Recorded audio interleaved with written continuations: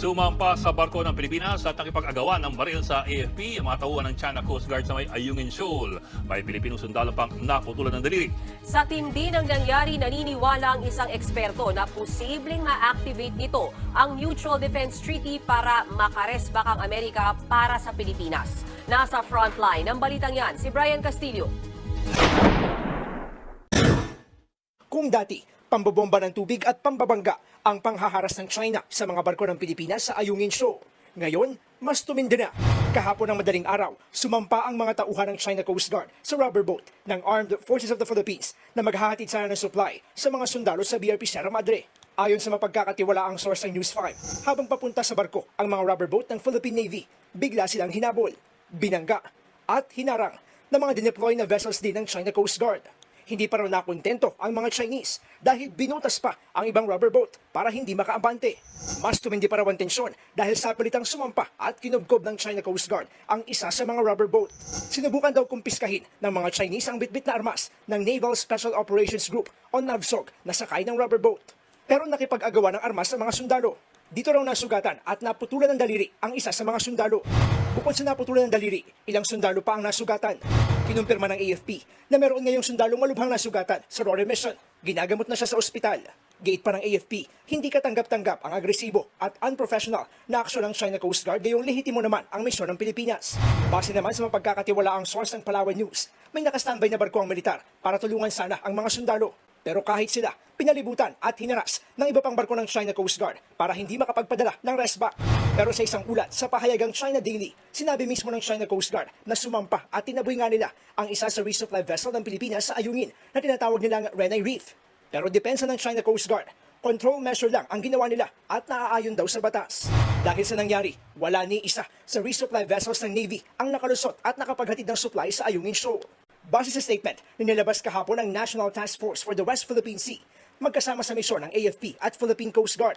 Pero ang sabi kanina ni PCG spokesperson Jay Tariela, the recent resupply conducted by the Armed Forces of Philippines yesterday, the Coast Guard is just a supporting element every time they do the resupply. dagdag pa ng mapagkakatiwalaang source ng News 5, imbes sa civilian vessel ang ginamit, puro mga Pilipinong sundalo ang kasama kaya naging full military operation ang RORE mission kahapon. Hindi raw isinama ang PCG. Naniniwala si International Affairs Analyst Professor Renato De Castro na pinalalala ng China ang tensyon sa pinag-aagawang teritoryo. May tuturing daw itong pag-atake sa ating militar na posibleng maging dahilan para ma-activate ang Mutual Defense Treaty ng Pilipinas at Amerika. Nakasaad dyan na kapag inatake ang Pilipinas, re-resback ang Amerika. Any arm attack that could trigger the Mutual Defense Treaty is not limited to kinetic action, meaning the use of force. It could be any actions that could cause damages to properties, injuries, and death to uniformed service personnel. Sabi naman ng security analyst na si Chester Cabalza, kung nagawang sumampa ng mga tauhan ng China Coast Guard sa barko ng Pilipinas, hindi malayong baka gawin din nila yan sa BRP Sierra Madre na nasa Ayungin Shoal na pasok sa Exclusive Economic Zone ng Pilipinas. Kapag nag-board sila doon sa BRP Sierra Madre, ibig sabihin gusto nilang sakupin ang teritoryo ng Pilipinas. Kapag nangyari yan, ibig sabihin kailangan na natin i-invoke yung Mutual Defense Treaty. Kahit walang armed attack, that is a direct occupation, a direct invasion. Para naman sa international studies expert na si Professor Romel Banlawi, hindi natin dapat gamitin ang Mutual Defense Treaty. Palalalain lang daw nito ang sigalot, lalo't mukhang hindi rin naman handa makipaggera, maging ang Amerika. Makabubuti kung maghihinay-hinay ang Pilipinas ngayong umiinit ang hidwaan.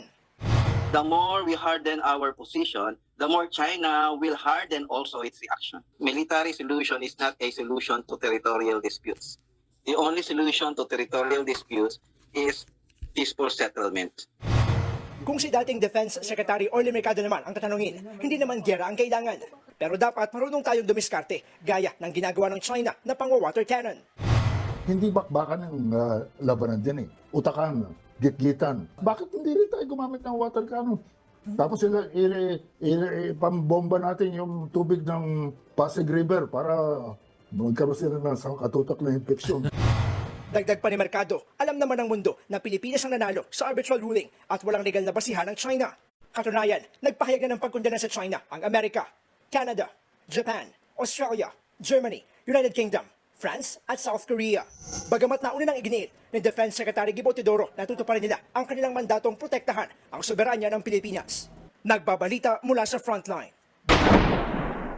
Mga idol at kabayan, breaking news! Ilan sa mga detalyeng nangyari noong 17 ng Hunyo, taong kasalukuyan sa resupply mission sa Ayungin Shoal ay inilabas ng Palawan News sa pamamagitan ng isang hindi nagpapakilalang source na intercept ng mga tropa ng China ang misyon ng Pilipinas na magdadala sana ng mga supply sa BRP Sierra Madre LS-57, isang military outpost sa Ayungin Shoal nitong Lunes. Ayon sa source, isa sa mga rubber boat na sakay ng mga sundalong Pilipino ay inakyat ng China at puwersahang kinuha ang mga armas ng mga Pilipino na kumpiska ng puwersa ng China ang 8 armas mula sa mga tropang Pilipino. Sinabi ng source na isang Filipino naval personnel, miyembro ng Naval Special Operation Group o NAVSO, ang nasugatan sa kumprontasyon kung saan naputol ang isang daliri at ilang iba pa ang nasugatan sa nasabing insidente. Ito yung malaking katanungan ng mga Pilipino. Paano nangyari na nakuha ng ganun-ganun na lang ng China ang mga armas ng militar ng Pilipinas? Asa na yung mga video ng Armed Forces of the Philippines? Ilabas nyo na po ang mga rigid hull inflatable boat na tinusutusok o binotas pa ang mga ito upang hindi makapag-operate na. Binangga ng China vessel ang sinasakyan ng mga sundalong Pilipino. Kasunod na dito ang agawan ng baril. Binunggo kaya na out of balance ang tropa kaya naipit at naputol ang daliri nito. At 7 pa sa mga kasama nito ang nasugatan. Isa pa sa mga sasikang pandagat ng Armed Forces of the Philippines na tinatawag nilang main vessel ang binangga at hinila matapos pinalibutan ito ng mga barko ng China at inilayo para hindi makapagsagawa ng anumang rescue effort. Sa inilabas naman na pahayag ng GMA News Online, sabi ng isa pang source na 4 sa mga rigid hull inflatable boat ng Pilipinas ang hinostage ng China at kalaunan ay pinakawalan din matapos ang negosasyon. Grabe mga kabayan ang nangyari. Ang nakakalungkot hanggang ngayon, wala pa ring aktual na video na inilabas ang Armed Forces of the Philippines patungkol sa nasabing insidente. Bandang alas 4 na ng hapon noong 17 ng Hunyo nang masecure ang area ayon sa source. Ang source ay nagpahayag ng pagkadismaya na sa kabila ng marahas na insidente, ang gobyerno ng Pilipinas ay hindi pa rin inilabas ang totoong pangyayari. Pero kahapon naglabas na ng pahayag ang National Task Force for West Philippine Sea patungkol sa pangimasok ng China sa nasabing resupply mission. Kinumpirma ng National Task Force for West Philippine Sea na kabilang sa mga humarang sa resupply mission ng Pilipinas ang China Coast Guard, Chinese Maritime Militia at maging ang People's Liberation Army Navy. Sa mga politiko natin ay hanap po gumamit ng militar ang China matapos magkaroon ng palitan sa Senado. Mukhang tahimik na tayo sa issue ng West Philippine Sea. Nangyari ang komprontasyong ito matapos ipatupad ng China ang kanilang batas na nagpapahintulot sa China Coast Guard na gumamit ng lethal force. Ibig sabihin ng lethal mga kabayan ay nakakamatay na puwersa upang igiit ang kanilang kontrol sa buong South China Sea kabilang na ang West Philippine Sea bilang kanilang teritoryo. Dagdag pa dito, binibigyan din ng People's Republic of China ng otoridad ang kanilang China Coast Guard na simula June 15, 2024 ay huhulin ang mga barko o individual na pumapasok sa kanilang mga inaangking karagatan sa South China Sea. Ang insidenteng nangyari kahapon sa Ayungin Shoal ay nagmamarka na ikatlong pagkakataon na nasugatan ang mga tauhan ng Pilipinas dahil sa kagagawa ng puwersa ng China na humaharang sa mga resupply mission sa BRP Sierra Madre. Ang tanong ng mga Pilipino, bakit nagbago ng diskarte ang Pilipinas kung saan mas epektibo para sa atin ang pagiging bukas o transparent sa mundo sa mga maling gawain ng China sa West Philippine Sea?